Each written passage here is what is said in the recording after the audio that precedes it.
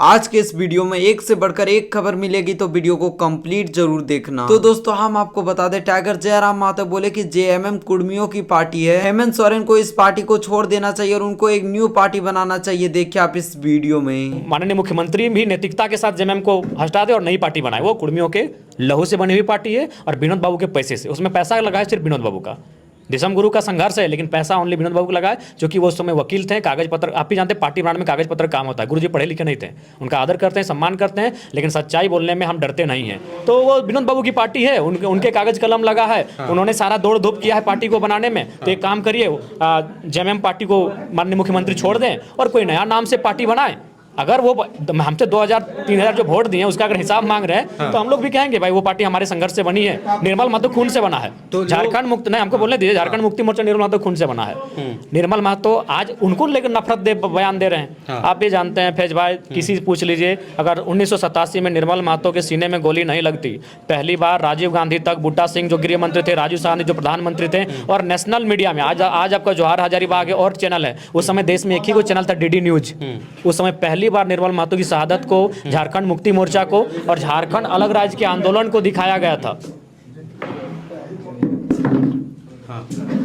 उस समय पहली बार निर्मल महतो की शहादत को, झारखंड मुक्ति मोर्चा को, झारखंड आंदोलन को नेशनल न्यूज पर दिखाया गया था। और ये चर्चा हुआ कि झारखंड के लोग हिंसक हो चुके हैं। 72 घंटे का विरोध था, तोड़ फोड़, आगजनी, बहुत जोरदार हिंसा हुआ था राज्य में। उससे पूरा केंद्र और पूरा सिस्टम डरा हुआ था। क्यों डरा हुआ था? निर्मल का लहू बहा था। तो दे दिया जाए झारखंड मुक्ति मोर्चा की पार्टी को, अगर आदिवासी समाज ऐसा कह रहे हैं तो दोस्तों हम आपको बता दें, टाइगर जयराम महतो ने बोला कि सबसे पहले ज्योत्सना करकट्टा ने गाली देना शुरू किया, तभी जाके जेएलकेएम के कार्यकर्ताओं ने गाली दिया। साथ ही उन्होंने गाली गलौज से रिलेटेड सॉरी भी बोला और निशा भगत के बारे में क्या कुछ बोला, देखिए आप इस वीडियो में। अगर किसी ने इधर से कुछ अपशब्द कहा है तो मैं व्यक्तिगत रूप से क्षमा चाहता हूं, क्योंकि मैं भी उस समाज से आता हूं। लेकिन शुरुआत किसने किया था ये आपको भी मालूम है।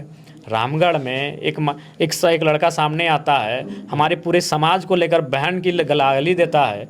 तो उसी समय अगर इन चीज़ों को रोक दिया गया होता, वही जो क्रिकेटा बहन है वो चैलेंज करती है छोटा सा को रील्स बना के कि 100 पे हम भारी पड़ेंगे, तभी अगर इन चीज़ों को रोक दिया गया होता तो शायद ये काउंटर नहीं होता। तो शायद ये कोई जो भी इधर से अगर कोई काउंटर कर रहे हैं उनके शब्दों का, या फिर अमर्यादित हो रहे हैं, तभी ये रुक जाता। शुरुआत कहीं ना कहीं उधर से की गई है, जिसका खामियाजा उनको भी भुगतना पड़ रहा है, हमें भी भुगतना पड़ रहा है और आगे भी भुगतना पड़ेगा। इसलिए बेहतर है बुद्धिजीवी वर्ग को आगे आकर इन चीज़ों पर बात करनी चाहिए और इनका समाधान निकालना चाहिए। और दूसरी बात, हमारा विरोध कौन कर रहा है? क्या हमारा विधायक, कोई विधायक लेवल का आदमी हमारा विरोध कर रहा है? बताइए तो।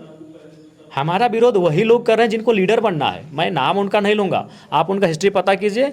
मैक्सिमम लोग, एक नई पार्टी आई है भारत आदिवासी पार्टी, शॉर्ट में बाप बोलते हैं, उनसे वो चुनाव लड़ चुके हैं शायद, और चुनाव लड़ने की इच्छा भी है। तो वो जानते हैं कि चुनाव तभी हम जीतेंगे या फिर चुनाव में पॉपुलर होंगे जब इस प्रकार के कार्यक्रमों में उपस्थित होंगे।